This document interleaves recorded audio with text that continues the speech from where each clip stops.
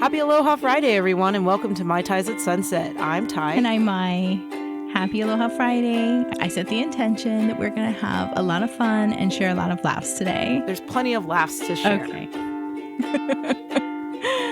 I'm always giggling, and I apologize because sometimes I feel like when I'm editing the giggles that it's still a little loud. Do you ever notice? Yeah, they're pretty loud. Yeah. I do try to tone it down. I drop the giggle laughs. No, but it's it's a genuine experience that's occurring. And our listeners want to hear the giggles because they know when it's appropriate to laugh as well. Like sometimes we say things or we talk about things and people are like, should I feel sad? Should I feel shock? Or should I giggle? And then you hear the my giggle and you're like, oh, okay, cue in laughter. I do giggle a lot though. I can't help it. There it is. I can't help it. Everything. Well, the funny thing is, you will back up. I try. Like, visually, you're backing up as you giggle. And so, the loudest part is, in the beginning, and then it, hits a high note, and then it goes backwards. And you can, actually, if everyone could imagine, you see, this person, and they, starting to, do the wave towards the mic as they giggle, and then, move away. It's almost like the sitting up a version of the worm. Isn't it the fall down on the floor laughing? I'm backing up but my chair reclines, so I'm not going to hit the floor. ROFL. Oh, ROFL. Yeah, rolling on the floor. Rolling on the floor, laughing. Yeah. I can only count maybe 3 times in my life that I've ever done that. You've laughed so hard that you've collapsed in laughter. Yeah. Mostly when I was a child, just because the distance to the floor was a lot less. Mm-hmm. And so you could go down on your knees and laugh and then proceed to roll like you're putting out a fire. But for most of us and probably most of our listeners, the process of getting down to our knees involves a lot of groaning, a lot of bone cracking and pain. I noticed the other day when I was trying to get up off the floor after sitting for almost 9 hours on the floor, my body hurt. I had to get on my hands and knees from the sitting position and then grab onto something and push up. And I was like, wow. I think, PSA from Ty for this episode is to always stretch. Stretch when you can. Try to stay limber. Try to stay alive. Okay, that was it. I transitioned out of that PSA very well. So that was that. Okay, so you had the funniest thing that happened to you when you called me earlier in the week. You said that you were trying to leave your friend's place and they were watching Poltergeist and she was passed out like a light. Oh my gosh. It was a terrible. You're just trying to say goodbye. I don't know if anybody... And I was trying to say goodbye. Just to let her know to be kind, but you didn't want to wake her up during a scary part of the movie. Right. What happened was I went over to visit with some friends and, it wasn't really late, but these particular friends have a lot of kids. And so I was like, oh, I'll come over and I can keep an eye on, 1 or 2 of them. We can all have a good evening and watch the movies.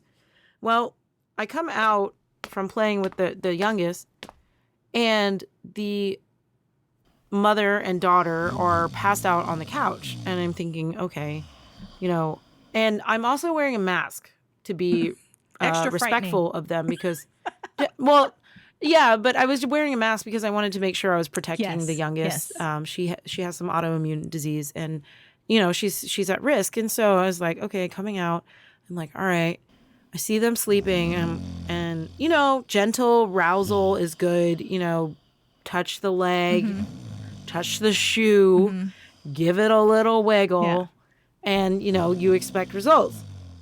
Nope, nothing. I was even concerned that they weren't breathing because the way they were passed out, it just looked like something out of a horror film.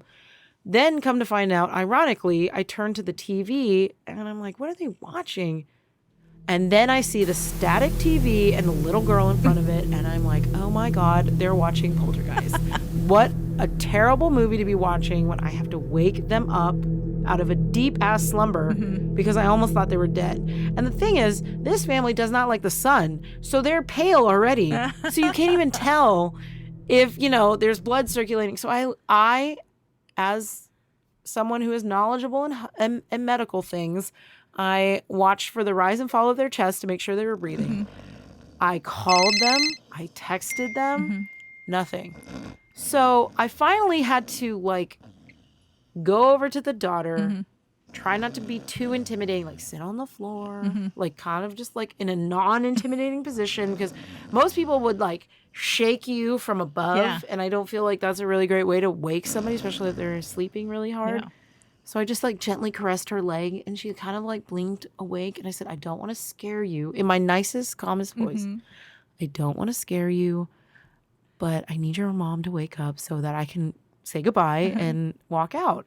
And she like had to really violently shake her mom out of a slumber. And I was like, oh my gosh, this is the worst scenario.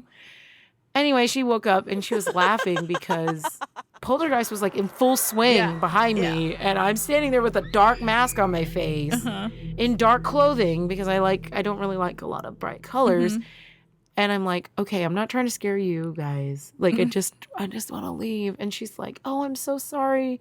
What time is it? And I'm like, past your bedtime, apparently. So that was a funny story. And I will say, you know, nowadays with all the things going on in the world, it is best not to frighten people. Yeah, best not to frighten people. But if you can help it. Speaking of Poltergeist, that was one of the first horror movies that I actually really appreciated, and I really liked it. Really? Yeah. I mean, I've seen a lot of other horror movies previous to that, and I think because it was ghosts, I don't really like to see the ones that are more realistic, like it's a serial killer. Those, that's like real news, actually, that happens all the time. Right. I don't need to see that in any kind of, you know, movies to me are like, you want to escape. And I don't want to see live it in living color. I don't want to see TV shows and movies about things that I'm trying to escape from the news. The news already looks like a horror movie. But Poltergeist, you know, was very sci-fi, and it was crazy. And come to find out, like, I actually thought that the premise of the bodies at the end, you know, being they filled in the cemetery or something, right, to build their subdivision that they were living in, which is why the whole area was haunted. I actually watched an episode of on Discovery Channel, like it's an old show, Expedition Ghost Hunters Unknown. Oh, I think it's Expedition Unknown, with this guy Josh Gates, and no, it was Expedition X. I'm sorry. Expedition X. It's kind of a newer show, but it was like last season. But they were investigating like this lake that was haunted. And when they went into the lake, they found headstones from a cemetery. And come to find out that they actually just filled in the cemetery to turn it into a whole lake. And they just flooded it. Wow. And they actually didn't move the bodies. And they didn't move the headstones. They apparently moved some. But I suspect that it was people who were able to pay for the removing and, you know, relocating of their loved ones. That's so weird that you can do that legally. And it's not the only place it's happened. So it's happened in other areas. So before you go into a lake, you might want to check to see what's under it. If it was a cemetery. Wow, that's creepy. You know, every time I think about swimming in a lake, I think about touching the bottom. And it's always slimy. And it kind of like sucks you in. Yeah, it grabs your foot. So, I did my own sound effect. Sometimes if I go into a lake, I don't touch the bottom. There's reasons. There's just weird reasons that I don't do that. There was something I was going to say about the lake, and so in Louisiana, you know how they have like low level, they're at sea level or under that. Their cemeteries, a lot of them were built above ground. So a lot of the tombs and everything, the bodies are above ground because every time it floods there, bodies start to float to the surface and then float away. Yeah. So that's happened quite a few times. I think they have it under control now, but that's why they have all those mausoleums and all those things, because they wanted those individuals and their dead bodies not to come out during, you know, a rainy season. Yeah, because the earth does things. You know, it has earthquakes, it moves, it shifts, floods, it does all kinds of stuff. So, you know, nothing seems to be really permanent. It's amazing that they do these archaeological digs and find bodies and bone parts and things like that, body parts, still in their same place, undisturbed. You know, it just means that the earth didn't like swallow it or in some kind of earthquake or something. But anyway, I just want to go back to horror movies. When I was young, my friends and I used to want to like make our own horror movies. And to get a really good scare is so hard. I mean, really? When I think about Poltergeist, that one movie, the only scene that I felt was the scariest and the most well done was the boy in his room and the lightning was happening outside. I mean, they really... And he gets dragged under his bed? Really set the scene. And then there was that creepy clown doll. Like, first of all, who in the world has a creepy clown doll like that? There's a lot of people who like that stuff. I don't know why. I don't know. I'm there with you. It's really scary. And then it turned its head, but that was the best setup for a horror scene that I think I've ever seen. I mean, and I watch newer ones like The Grudge and things like that. I thought the Blair Witch Project, which came out, oh God, it's got to be like 20 years ago, like in the 90s, and that was like revolutionary when the style that they filmed that movie at that time.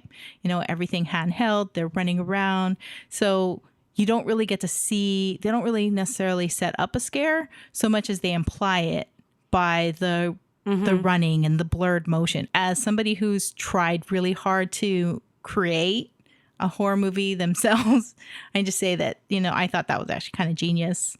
And I've seen it cross over into like mainstream since then. I feel like this is a new little tidbit about you, Mai. And I know that you could probably do a very good, like, terrified scream. Mm-hmm. All we need to do is have a cockroach flying towards you. Oh, I don't need to. I don't need to. I scream all the time. And my neighbors hear me scream all the time in our neighborhood. Yeah, I can imagine. Yeah. Top of my lungs. It's a pretty blood-curdling scream, yeah. Blood-curdling, she said. I have not read that since like some kind of Goosebumps novel or something that I read. That's hilarious. Okay, but speaking of cockroaches, I didn't scream though, but it was getting hot, and I don't... Every time it's a cockroach story. I don't always turn on my air conditioner. And I haven't actually turned it on since like last summer, really. It hasn't been that hot. But a couple of nights ago, there was no breeze. And I was like really lying in my bed going, I would really like to turn on my air conditioner. So I'm listening to the sounds and my room is super quiet. And then I hear this like... I can't even make it. It was just like on plastic, you know, like a low crawl, slow crawl. I don't know. It sounded like something inside of the air conditioner unit, which is plastic. It sounded like something with wings was like crawling or flapping occasionally in it. Oh no, that sounds terrible. Yeah. So what's going on? So I was too afraid to turn it on and let the air vents open up and see what was inside. So the next day, in the bright daylight and sunlight, I opened all my windows. I brought in backup. And my family and I, we turned on the air conditioner and let the vents open. And after searching it thoroughly, including the top part where the screens are that you're supposed to clean every 6 months, there was nothing. So I believe that it was something outside. So thank God for screens on your windows, because if something was outside crawling around, like I know that it was last summer for sure, I had war with this cockroach that was on my window screen. War, huh? It was war because I kept trying to get it off. And the only thing that I had to like attack it with, well, first you try to like, you know, you put your finger on it and you just try to bounce it off flick it off of the screen, try to bounce the screen, and hopefully it'll detach and go away. It did not. So the only thing that I had to spray with was a spritzer bottle that I have for water. That's just water filled with water. Mm-hmm. And so I'm trying to spray at it with water and it just would not move. It wouldn't go. Maybe it was dead and like latched on. I don't know. No, because it would flap its wings and it was so loud, which is the reason why I wanted it off. So I ended up closing the window because I was afraid it would somehow get through the screen. It couldn't, but... And get to you in your mouth. I know. Just the fact that it lives was just horrifying. And it was on the outside of the screen, but they're so scary. They're so scary. That's funny. I hate them. They're so scary. Well, everyone, in Hawaii, there are big cockroaches, so just be prepared. And bullfrogs and, all the things. Centipedes. I know. It's paradise, though. We have the most beautiful beaches, and technically the cockroaches won't kill you, but they are scary. No, they won't kill you, but they will terrify you. And they possibly will fly into your mouth. I have told you many times. Not scream with your mouth open. Long as you don't scream and you have your mouth open, they like the vibration, and that's why they always seem to fly at you or run towards you. It's not like I was singing in my bedroom that it came to the window. No, but it wasn't really trying to fly at you because it didn't know you were there. But if you had screamed, it would have tried to fly. Well, I remember somebody told me that they've had one fly in their mouth before while they were screaming. Oh, my God. Oh, my God. Moving on from that, I have to say that Texas has some really crazy weather right now. We're getting rain every day. And it's not like during the daytime. It's usually right after work. These huge thunderstorms with lots of lightning. So past Sunday, I went to a water park for the first time in a long time. And let me tell you that the lazy river and I are best friends. I went on a couple rides, and one of them was like a racing sort of setup where you have 8 tubes and you have to sit on kind of a yoga mat and like slide face first down it. Okay. So it starts off as in a closed tunnel, and then you open up into this huge slide, and then it has a big drop, and then you at the end you kind of like get pouts with water. I've never been afraid in my life. But I was afraid to go head first into this ride. And so when I went, I was like, there's no turning back now. Like, you're on it already, right? You're going full speed. I came out of the chute, and I was like, oh, God, dear Lord. I was like, dear Lord, please save my life. I get down to the bottom, and my arm kind of, like, scrapes along the slide. And it burns, right? Because you're going at a fast pace, and it's plastic. Then all of a sudden, I feel like this sharp pain in my knee. I get up. I go ahead and like drop off the mat. Scared out of my life. Scared for my life. Give her the mat. I looked down at my knee. I had a huge rock embedded in my knee, like around my knee into my skin, and it was like it was so deep. It was flush with my skin. Oh, and so I had to like stand there and squeeze it out. Yeah. And then the rock fell out, and then my leg started bleeding violently. I was like, oh, dear. So I don't care about other people's blood. You can bleed all around me. I don't care. But when I bleed, like the world is ending. So I have this huge hole in my leg that has now turned into a scab, all because my niece wanted to go on a ride that was head first and very scary. The other rides were great. We rode one of them. It's called the Snake Pit, and it has 6 different slides, and we went down the fastest one 4 times because I just put her in the front tube, and like we go fast. Like fast enough to almost make me sick when we turn. The G's were just so sudden, and I'm just like, ugh, in the back. But I can't, she's screaming. I'm like yelling like, we're going to die. Anyway, but it was a lot of fun. And I gotta say, going back to a water park was really fun, but what people wear to a water park is questionable. Very, very questionable. My cousin was there, and he brought up the point. He was like, why would you wear a thong and then wear mesh pants over it? Because you just don't want to get that tan. I don't know. But I just question, like, how do you go on rides? Unless they're not there for the rides. They're there for shopping, for a new partner. I commend people for being very body positive, confident. That's all I could tell my brother and my cousin. I don't think that's a person. I don't think you go on a ride like that. I hope not, but I can imagine a lot of people would lose their hair. Things. Oh. Oh dear. Like somebody lost their braids like on the ride. I'm like, maybe we should have tacked that down a little bit better. I don't know. We were in the tidal wave pool, and my niece didn't understand what that meant. And so we swim all the way up to the top where, the waves start. Yeah. She's like, what is this going to be like? And I was like, just wait. Oh, no. The waves start, and they're big. Yeah. they were big. I was really impressed. I was like, oh my gosh, I feel like I'm swimming in the ocean again, you know? And she's like, ow! And she starts like panicking, right? Yeah. And she starts to fall out of the tube and do all these crazy things. And she's like, I can swim. And I'm like, no, you can't. You like are like, you sink to the bottom. My brother came one time, and then he put my other niece into the water. She was like, screaming bloody murder. So I grabbed like a child-sized vest and I put it on her. And once I clipped that final thing, he goes, okay, you're good. And he like threw her a couple feet away. She sank to the bottom. Oh dear, even with the vest. Even with the vest, she sank to the bottom, and we were both like, oops. And so we picked her up out of there, and she was screaming, crying, grabbing onto my brother, choking him and everything. And it was so funny because he was like, yeah, you're good. You know, like no big deal because you got a life vest on. No, apparently it didn't work. And it was the right size. Like I saw, you know, age appropriate, but no, she sank to the bottom, and we were like, that didn't work. Oh, dear. It was kind of funny because we both had the realization at the same time, like, oh, shit. Yeah, that is frightening. But you know what? I think the tidal pool things are good practice for anybody before they go play in an ocean.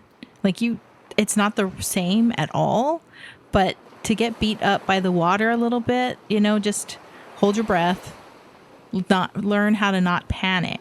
And if you can do that in like a pool, it's a good start before you go into an ocean, which there's no stop button for that, turning off the waves. Yeah. It's swim for your life. Yeah, I mean, it is. But the one thing I told my niece was that you just relax. You go with the wave. Because if you're not having the ones that are like actually breaking, then you're just basically in this like, I don't know, almost like a hammock. You know, you go up, you go down, you go up, you go down, or something. I don't even know if it's like a hammock. But I said, if you just stay still and tread water, you'll go with the water. It will take you where you need to go. Honestly, it will take you back to shore. It's not going out to shore, out away from shore. It will take you to shore eventually if you don't panic. If you don't, well, I gotta say, I've been pulled out to the ocean, to the channel before. It just depends on where you are. Like you gotta be, you know how the ocean moves, like you'll see some of it comes from one direction and another direction, and then another part will go out.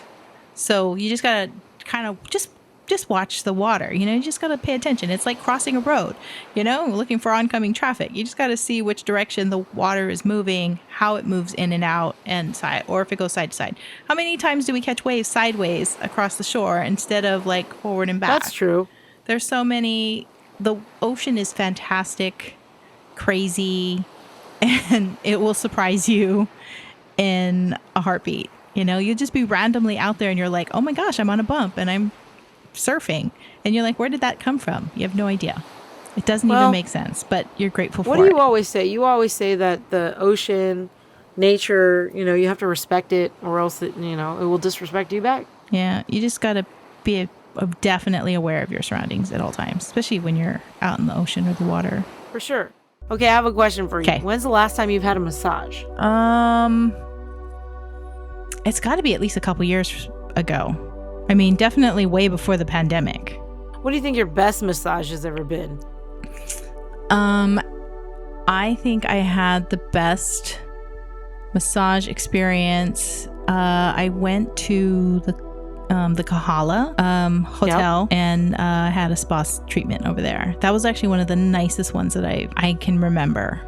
And I've gone to a lot of different spas things, and that one was my favorite. I think my favorite, I mean, on the islands was definitely like the Kahala hotel. I went there and then I swam with the dolphins and stuff like that. And then the best ever massage that I've had stateside would be at the Cosmopolitan at their Sahara spa. And it's a reenactment almost of what Turkish baths are like.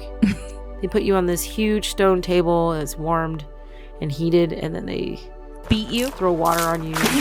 Yeah, they basically beat you with water. I've seen that. And I've actually seen it on like a travel cover show. You in bubbles. It doesn't look pleasant. I almost suffocated in the bubbles. Like there's so many bubbles. Yeah, but I love it so much, and it's a long experience, but it's well worth the money.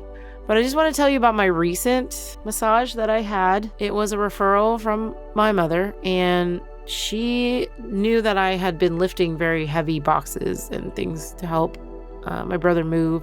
So he starts off and he's like, what do you need? And I was like, my hands hurt, my arms hurt, upper back mostly. I just want to say it hurt so much when he started to massage my butt. Oh, well, that's the top of like the sciatic nerve though, right? Yeah. And that goes all the way down glutes? your legs. And if it's tight anywhere, oh my God. Yes, I understand. No, but he dug into the cheek and I was like, ow. Yeah. Like I was wiggling on the table. Then he went up into my like triceps and into my ribs and massaged between my ribs. And I was like, this is painful. Mm-hmm. When I got out of there, I was so sore. I woke up the next day and I could barely walk because I was just so sore. So that's why like muscle relaxers have been my friend lately because they just relax you chemically. I don't know if it can, I think it would still relax the muscles. But I think there's something with tissue massage that is going to like really help it to heal and release it even more. I can say that I didn't believe that massages and things like that I thought they were just luxury. Growing up, I was like, as a kid, you're like, why would you go and do that? You only see, that in movies or something. I don't know. But there was a time in my life, and I was like maybe 23, and I was having some weird exhaustion. And I was going to the doctor, and the doctor said, you have these peaks where your heartbeat is slowing down. And I was starting to freak out. So she gave me medication. She said, if you're starting to feel this exhausted, she would have me check my heart rate. And then she would say, you're going to take this medication and then it'll speed your heart rate up. And I did it on and off for a while. And at the time I had just started taking jujitsu not long after that. And in our jujitsu training, they taught us that if you understand your muscles, the body muscles, and how to like move them, defend yourself and break things or move things out of alignment, you also have to learn how to fix it. So massage was actually part of the training, and it actually taught you more about body stuff. So because it's a class, everybody works on each other. So there's this guy, he was more advanced than me, but he gave me a massage, and whatever was with my heart fixed. It was a circulation problem. And that was the most life-changing thing, is like I had a full body, he gave me a full body massage, and it like moved everything in my body. And so now after that moment, I was like, oh my God, massages, there's something to it. It's moving not only like they say energy, but it's moving your literal fluids and things in your body. Yeah. I get a stuffy nose every time I get a massage. And that's when I know it's working. Because it's like breaking up stuff. And they always say you're going to detox for days. And that's all just part of the detox. All the pain that you feel is going to leave. But, a few days later, you feel like, 20 years younger. You feel like a kid again. You can run around and do all kinds of things. Well, that's why I made that PSA earlier about stretching. Because I've been stretching to recover from that massage. And I mean, he was saying like, it's not pain, it's something your body needs. I mostly enjoy relaxing massages. I wanted to also like give a good shout out to Aulani on the west side. We talked about Kahala on the far east side. And I've been to Turtle Bay up North Shore, and down in Waikiki I've been to the Sheraton, the Marriott, Moana Surf Rider for sure. And then I think there was a Wyndham across the street from Moana Surf Rider that was really good too. There is a unknown / known massage parlor kind of in the Waikiki area. It's like across the street. It's like on the bottom of like not a really well-known hotel. I forgot what it's called. But I remember going there and I was having a really great massage. Fantastic. For cheap, right? All of a sudden she was jumped up on my back, and I like lifted my head up and I go, whoa, that escalated quickly. Like, cause she was doing the real like massage with her feet. Yeah. And it was terrifying. Yeah. And my brother had the same experience. And apparently this lady just randomly did like some kind of back handspring onto his back. Fortunately enough, he's like a really thick dude, but he was like, I was scared. Okay. No, I'm not gonna recommend that, because if they get you in the wrong spot, you'll be paralyzed. Yeah, everything. Chiropractor, same thing. Yeah. I went to a chiropractor and I was afraid for my life too, because I was just like, why is my body cracking? Apparently you can crack your ear somehow. And I'm like, yeah, I know. Like things crack and you're wondering like, what just like happened to me? Yeah, I've been to a lot of chiropractors, but I have to say the better, longer results have always been with massage therapists. And if you don't have to do it like every month or every 6 months, at least every year or every other year, just to keep your body in check. And if just do something, it's just a gift for yourself. If you just do it, like that should be everybody's gift to themselves for their birthday. Yeah, that would be a really nice gift for yourself. It's just a gift of your health. It's for your health. Treat yourself. And it's a really nice gift. Treat yourself. Yeah. Treat yourself. Have you seen that from Parks and Rec? No, I have not watched Parks and Rec.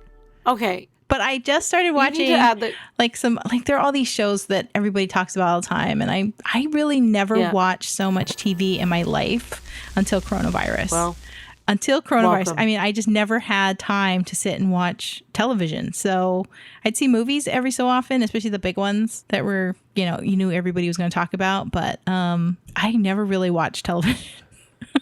There's so much TV now. Like things are.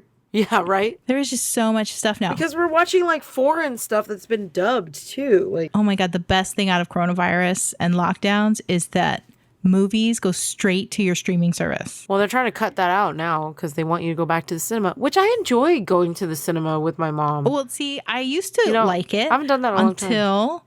Until, coronavirus. And, people are touching foods, they're touching their mouth, and then they touch the seats. And it's like, I don't know if they're going to keep up with the cleaning. When I go to the shopping cart, I still wipe my own, but thank God they're still wiping it and cleaning it and spraying it down. Disinfecting. I love everything disinfected. So how are things going in Hawaii with coronavirus? And,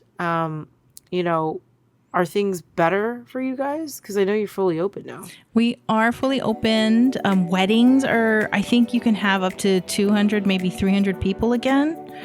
Dang. Weddings were completely shut down. That's a lot of people. You don't realize how much that industry impacts our entire island. There's like caterers and event locations and photographers and florists, and all of those industries were impacted so heavily with the shutdown. Right. And so the fact that they're finally getting that back up, Hawaii is a wedding destination to the world, and just really glad to see that back open. But the most exciting thing is this year they're going to have the MERRIE MONARCH, which actually is July 1, 2, and 3. And you can watch it no matter where you are in the world if you can download the app Hawaii. Oh, that's going to be cool. Hawaii News Now has an app, and they say that they're going to have a link on there that you can stream the MERRIE MONARCH, which, just so you know, every night, July 1, 2, and 3, it's a 4 to 5 hour commitment. But if you really want to see Hula, I'm going to actually cut this section and I'm going to put it up early because it'll actually air July 1st. So I'll cut this as a clip. That'll be July 1st is MERRIE MONARCH? Yeah, July 1st. Okay, I got to download the Hawaii News Now app. Yeah, or you just go, you're probably not going to want to watch it on your phone. Well, maybe, I don't know. But if you want to watch it on your computer, and I think you can even watch it on your Apple TV, because they also have a Apple TV app and a Roku. Do they really? And a Roku app. Roku and Apple TV app. Okay, I'm definitely going to have to get on that. You're going to have to remind me. So you're going to have to text me when that happens. Yeah. Because I want to make sure that I get to watch it. My mom would love to watch that too. Yeah, so Hawaii News Now. And then here's the exciting thing. MERRIE MONARCH has, so if you ever go to a hula show live and in person, they have vendors. All these Hawaii vendors who have so much Hawaii stuff. If you want to see the best of Hawaii crafts, and even Hawaii people, we go to these things the craft fairs are huge here in Hawaii. But the vendors are online. So now you can buy anything. Now I can buy anything. Yeah. Do you know? I need to look this up. Are you going to put some links up? But you can actually find it because Hawaii News Now has like kind of everything MERRIE MONARCH, since they're the ones who are airing it. Yep. You'll find all the links for everything. But specifically the Hawaii small business vendors. They kind of grouped together during coronavirus and called themselves Pop-Up Makeke. And there it is. And they kind of made like a little TV show. So it's kind of like QVC and Home Shopping Network kind of things, where they show the items and how you'd buy it, and they feature local artists. So it's a really great way to, and it's not just clothes and stuff. You're going to support artists and food vendors and, you know, the pottery. I mean, Hawaii has so many talented artists. Well, to wrap it up, happy Merry Monarch. Thank you for tuning in, and check us out at maitaisasunset.com, which is going to be completely new and redesigned website. Kind of a re-release. Yeah. And follow us on Facebook, Twitter, Instagram, and YouTube. Thank you, and special shout out to our patrons. We appreciate you supporting us. Love you, patrons. And thank you everybody who listens to us and supports us. Until we meet again, ahui ho.